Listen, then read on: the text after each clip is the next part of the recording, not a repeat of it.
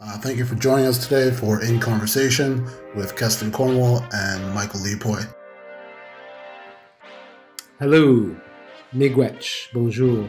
My name is Michael Lee Poy, Assistant Professor of Design in the Faculty of Design in the Environmental Design and Industrial Design programs.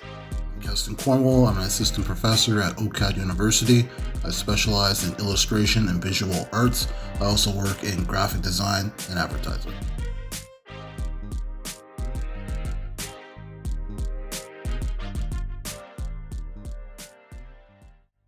Camera face is on, I guess. All right. We're ready. All right. Thank you for joining us, Kayla. Just everyone that's going to be listening and watching, could you give your name and any contact if you have a website or Instagram that you wanted to share? Yeah, my name is Kayla Wallace. You can contact me. My Instagram is Kayla Cheyenne _ Cheyenne is SHYANNN _ if you want to reach me, and if you go on the GradEx Expo and find my project, my email is there as well. Perfect. All right. So I have some questions for you, just to introduce you to the audience. We're trying to get your work out there and share some of your work with people we may know and a new audience. So what programs have you taken at OCAD U, and what and how do they involve your practice? So I did the environmental design program, and I switched into the interior design specialization stream. How it's impacted. Before starting here, I actually went to George Brown College for interior design technology. So I think OCAD honestly impact like my critical thinking skills and how to create a well-rounded project that's like rooted in theory and just kind of coming up with a concept that like means something. So yeah. All right. Very cool. Can you give those watching and listening a brief informal description of your work and what inspires you? Yeah, I guess my most recent project, which is my thesis project, was tackling equity and access when it comes to affordable housing in Toronto. So the goal of it was to rethink Toronto's laneway policies so that it, as a way of, I guess, decolonizing and kind of halting gentrification in Toronto and pushing out low-income communities, and just kind of create that space and keep them here where we have leisure and work and schools. Very interesting. When I was just finished at Sheridan and I was moving to Toronto, I was looking for studio spaces, and their studio spaces were expensive, but I found one off a laneway. It was very difficult for how the landlord was renting and how we would have access, but it allowed me to get a 2,000 square foot studio, but it was off a laneway, and we had to deal with the fact that it was listed as residential versus commercial. But no, it's very interesting, and I think that it's of value what you're talking about. Real quick, we'll move on to the next question. What interests you the most about the field you're working in, and I guess the direction that you're going? I think what interests me the most, definitely, I love being able to be creative, but my field in particular, it kind of is an elitist space, and it does have a lot of exclusion. So kind of going into it in a way that is to create access, that's like the part that really interests me, because there's so many different ways and so many new like associations for like people of color and Black people, and yeah, I think definitely that aspect to just begin to create access. Excellent. And Michael, want to go ahead? Assistant professor, sorry. So continuing the questions, could you describe your process, how you work? Yeah, I guess I start with kind of a mood board, not for how I kind of want the space to look, but more about how I want it to feel, because I feel like that's super important. So I start there, and then when it comes to like design development, I start with reading, like, and not like in-depth reading, but light reading of like articles that kind of inspire. So with my thesis project, I started reading like In Defense of Housing and like articles about like exclusionary notions of property.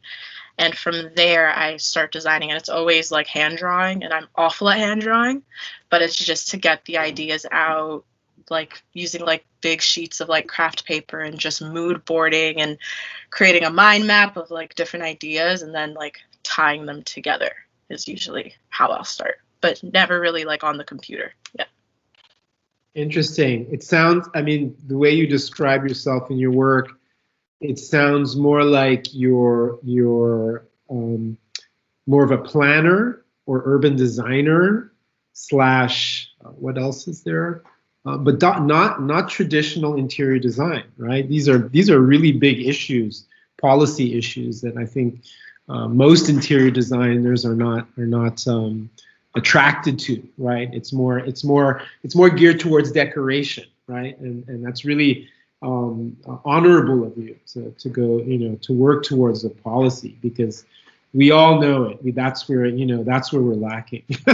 We really need that. Exactly. With that said, how has OCAD U, describe your experience, but how has it kind of helped you focus in that broader sense of the bigger ideas more than just interior design? How did it get you there, right? I think in general, like the environmental design program gives, as much as it was interior specialization, it definitely gave me a broader sense of like architecture and looking into landscaping. But the liberal arts classes that I took definitely have driven my rhetoric. So I had like a contemporary design theories class that really helped learning about like other types of design, like industrial designers. And I did a racism and media class that also was a big part of what drove my thesis. So understanding issues of equity that target racialized groups was a big part of that. So without OCAD, I definitely would have gotten that. So I think overall my experience has been, it's been like, for me, it's been great. I definitely found a sense of community more towards the end of my time here, which was kind of sad, but yeah, I think you definitely get what you put into it in a way. Well, just to add to that question, how do you think Dean Dorey helped in creating that community towards the end? I mean, I know she's only been here for a few years, but is there a direct correlation to that? In my opinion, absolutely. Like, just, I think for me personally, just meeting her and having like a Black woman who's the dean of design, like that was in itself like awesome. But I think my experience definitely changed in terms of like my first year OCAD, and then I think she had started when I was in my third year. So yeah, I think that definitely impacted it. Awesome. Last question. So besides in continuation, how can we, besides this format and this interview, how can we help you? And while asking that question, I hope you're getting registered with all the professional boards as a student member or whatever, and things like that. Very important to be in those policy-making decisions places, right, and get that experience. So that's my recommendation to you as an architect. Just get professionally connected as much as possible. And second to that, if you were to do a grad studies program, right, what would that be? I don't think it would be interior design, but I'm asking, what would you choose, and also how would that help you with your career as well? Sorry, let me dissect this. So for a master's program, I've looked into like design ethnography as a master's, and like just the exploration of like how people live I think that's probably definitely the master's program I would do. It definitely wouldn't be interior design. And I think in that way I would like, otherwise than like working locally in Toronto, just going to like other countries and other spaces and kind of getting to, there's so many projects that go into countries to improve like their way of life without actually understanding how they live, like the cultural setup of like how certain communities set up their space. So we kind of go in with a Western outlook. So I definitely want to do ethnography to kind of understand how people live and go from there. Yeah. And how sorry, go ahead. Kestin. How can your community support you? So inside Oakville or inside OCAD, and then as far as the Black community. I mean, for starters, check out my project on GradEx. Shoot me an email, let me know what you think. And I think as far as like my community, I mean, look, I encourage everyone to just look deeper into certain issues. I think we tend to see the surface of things, but like allow like my project and looking at it to like allow you to like look deeper into things like social issues that either affect your community or affect like your friends' community, stuff like that. But yeah, send me a message. I would love to know like what anyone's thoughts on my project. Honestly, that would be like great. Yeah. Awesome. Anything else, Michael, that you want to add? Congratulations, honestly. Thank you. Seriously, I mean, we're all proud of you and everyone, all the grad students, and especially to get through this moment, you know. However however you measure success, right? Whether it's a great project or just, you know, finishing at this moment, you know, awesome, great job. So thank kudos. you. Thank you. People talk about as far as trying to stay in the industry and keep going, and you seem to have like a really noble goal, an end goal in mind, which will help you when it comes to barriers and things that get in your way and obstacles and difficulties. So I look forward to seeing your future progress, and thank you for sitting down with us. Could you give everyone your name again and any contact information just to end off the interview?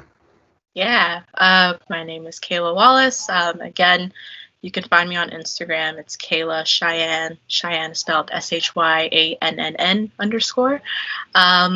My email is, my student email through OCAD, which I'll have access to, is firstname.lastname at OCADU.ca. So yeah, reach out to me. Let me know what you guys think. Let me know if you have any questions. All right, cool. Thank you very much. Thank you. We don't have to hang up. Yeah. Be sure to check out our next episode, blackocadu.ca. Let's go.